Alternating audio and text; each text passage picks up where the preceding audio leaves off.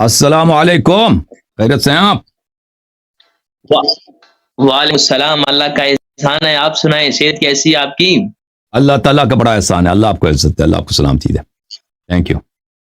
पाकिस्तान में prime minister को मिलना बहुत मुश्किल है और दुनिया के अंदर हसन अल-अयारी साहब से बात करना बहुत मुश्किल है। नहीं नहीं, ऐसी बात नहीं है, मैं आपका खादिम हूँ। लोग देखें, लोग हर तरह के लोग कॉल करते हैं, बात होती है उनसे लाइव प्रोग्राम में, तो कॉलर होता है ना, तो मैं बहुत माजरत खाऊँ आपसे, मैं आपसे बड़ा माजरत खाऊँ, आपको इंतजार करना पड़ा। आपकी वीडियोस देखते रहते हैं। अल्लाह पाक आपके इल्म में मजीद बरकतें अता फरमाए। ढेरों दुआएं आपके लिए।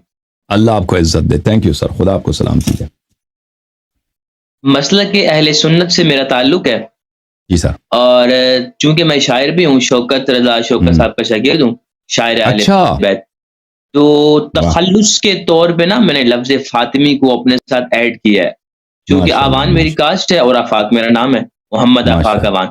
तो तखल्लुस के तौर पे फातिमी को ना अपने साथ ऐड किया है। तो इस पर बहुत से अहबाब ने एक, आप कह सकते हैं कि तमाशा खड़ा कर दिया या तनाज़ा बना कर रख दिया कि इस अजीम नाम को आप गैर सैयद होके साथ अटैच नहीं कर सकते। कुछ हदात ने कहा कि हमने जब सैयद होके इसको साथ नहीं लिखा, तो आप गैर सैयद होके इसको नहीं लिख सकते।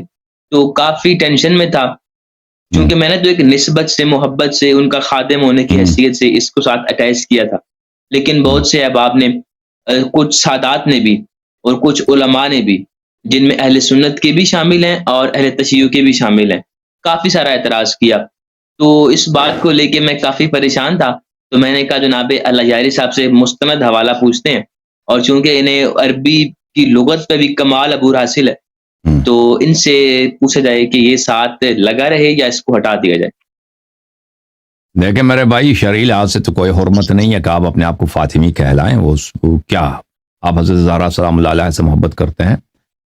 देखिए रसूलुल्लाह सल्लल्लाहु अलैहि वसल्लम ने कहा कि सलमान मुहम्मदी हैं, सलमान न अरबी है न आजमी है, फ़ारसी हैं, सलमान मुहम्मदी सल्लल्लाहु अलैहि वसल्लम है। ठीक है ना। आपको अहले बैत अलैहिस्सलाम से प्यार है, मोहब्बत है, तो आप अपने आप को हैदरी नाम दे दें, हसनी नाम दे दें। आप निस्बत का, आप जो है नसब का इद्दा नहीं कर रहे, आप सबको पता है। अगर कोई नसब का इद्दा करे तो और होता है ना, वो शजरा निकालेगा, बोलेगा मैं सैयद हूँ, मैं, ये मेरा नसब है, उसका हुक्म और है। लेकिन जो अपने बेटे का नाम हुसैन रखता है, हसन रखता है, या हसनी रखता है, या अपने बेटी का नाम फातिमा रखता है, ये तो बहुत अच्छी बात है। और या अपने अपने अपने फैमिली का नाम फातिमी रखता है, या अपने शहर में तखल्लुस करता है फातिमी से, और वो मोतरफ है कि भाई मैं सियादत का इद्दा नहीं कर रहा, मैं नसब का इद्दा नहीं कर रहा, झूठा इद्दा नहीं कर रहा, मैं सिर्फ अपनी मोहब्बत दिखाने के लिए मैं कहता हूँ मैं फातिमी। इसमें कोई क़ुबह नहीं है, कोई हुर्मत नहीं है, न शरई लिहाज से। अलबत्ता आपके पंजाब में उर्फ, वो जुहला का उर्फ है ना, तो वो जो कुछ कहते हैं आपको उनको परवाह की ज़रूरत नहीं है। अगर आप चाहें तो अपना नाम बरकरार रखें या चेंज करें, वो आपकी मर्जी, लेकिन इसमें कोई मना नहीं है। जी हाँ, जज़ाकल्लाह। और एक दो बातें और भी थी। मेरा बेटा पैदा हुआ है, चूंकि आपको अरबी जुबान पे अबूर हासिल है, मैं अक्सर आपकी वीडियोस देखता हूँ, तो मैंने जोहान, उसका नाम रखा मोहम्मद जोहान अली। तो मैंने जो जोहान का मतलब देखा था, वो था जोहान अली, अली का तोहफा। कुछ अब कह रहे हैं कि इसका एक कुछ ऐसा मतलब भी है कि जो मुनासिब नहीं है।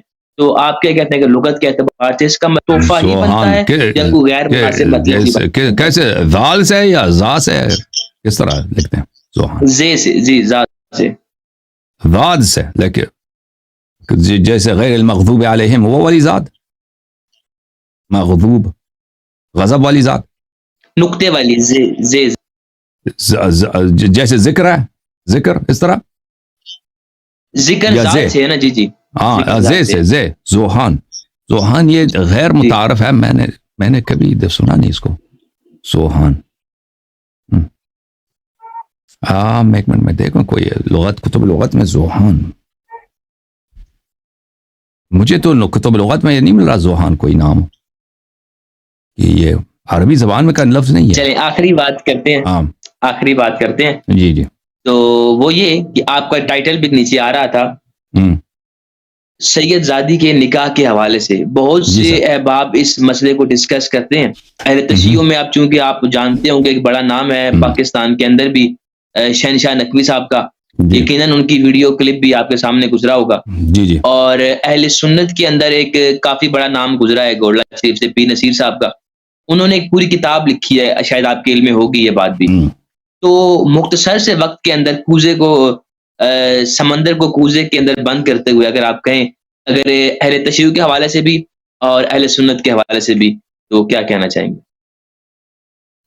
یہ کہ مذہب اہل بیت علیہ السلام میں، سنت رسول صلی اللہ علیہ وآلہ وسلم میں یہ کہ انسان ایمان کے بنیاد پہ نکاح کرے، کسی کو رشتہ دے دے، یہ حکم یہی ہے کہ اگر کوئی مومن ہے، کوئی اس کا اخلاق اچھا ہے، عفیف ہے، اور وہ فائنینشلی سپورٹ بھی کر سکتا ہے، تو اس کا رشتہ قبول کرنے کا حکم ہے، چاہے وہ کسی بھی خاندان کا آدمی ہو، کسی بھی خاندان. یہ اہل بیت علیہ السلام کا حکم ہے. رسول اللہ صلی اللہ علیہ وسلم کی سنت یہی ہے.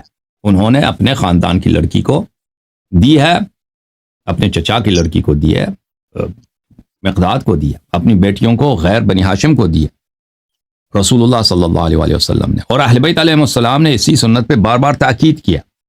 کسی کتاب میں نہیں ہے کہ اہل بیت علیہ السلام نے منع کیا ہو کہ ہماری بیٹیاں کے لیے یہ مکروہ ہے. مثلا حرمت تو دور کی بات ہے، بطلان نکاح تو دور کی بات ہے، مکروہ ہے کہ آپ کسی غیر فاطمی یا ہاشمی کے ساتھ شادی کریں.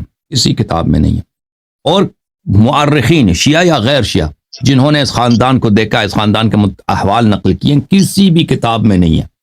اس خاندان کا طریقہ کار یہ ہے کہ یہ صرف اپنے خاندان میں شادی کرتے ہیں، غیر اغیار کو رشتہ نہیں دیتے بھائی. یہ کسی کتاب میں نہیں. البتہ یہ شیعوں کے متعلق جماعت مخالفین کے کتب میں، ان کے کتب میں بھی کوئی ایسی حدیث پیغمبر سے نہیں ہے، نبی صلی اللہ علیہ وآلہ وسلم سے نہیں ہے کہ انہوں نے ذات پات کے بنا پر یا خاندان کے بنا پر کسی کو رشتہ دیا ہو یا رشتہ لینے سے منع کیا ہو. البتہ عمر بن خطاب کے زمانے میں انہوں نے منع کیا تھا.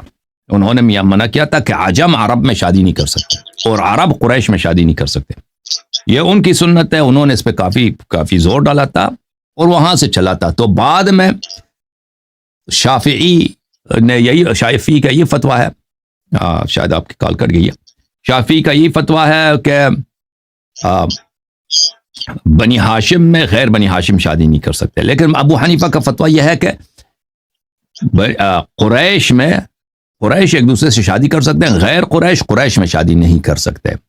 تو جماعت مخالفین کے ہاں، ان کے ہاں فتوے پائے جاتے ہیں، اور وہ فتویٰ یہ ہے، ان کا فتویٰ اس بنا پر ہے کہ وہ کہتے ہیں کفاءہ کس کو بولتے ہیں، ہم کفو کون ہے، کفو میں ہم نسب کو وہ داخل کر لیتے ہیں. ٹھیک ہے نا. حالانکہ احادیث میں یہ نہیں ہے کہ کفو کا معیار کیا ہے. وہ کہتے ہیں کفو کے بہت سارے معیار ہیں، مثلا پیسے ہونے چاہیے، تعلیم ہونی چاہیے، تقوی، ایمان، فلان فلان فلان، اور اس میں ایک چیز بھی کیا ہے، نسب.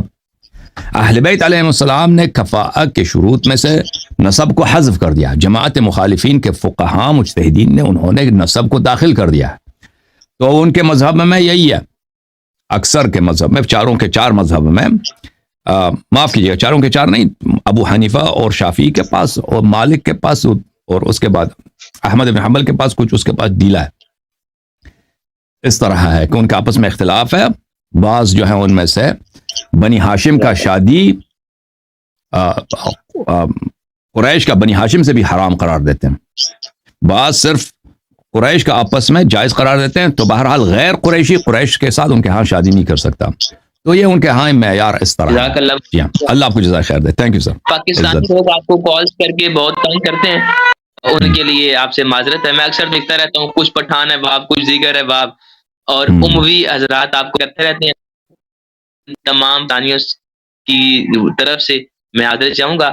اور کیا مجھے پرمیشن ویڈیو کو اپنے چینل سے اپلوڈ کرنے کی یا نہیں، یہ بتا کے. یہ بات، یہ ہمارے آپ کے ساتھ جو بات ہوئی ہے نا، اس کو آپ اپلوڈ کریں، کوئی بات نہیں. تھینک یو سر. اللہ آپ کو عزت دے. Thank you. خدا آپ کو سلامتی دے. تھینک یو ایمان بھائی. اللہ آپ کو سلامتی دے. اچھی بات ہے.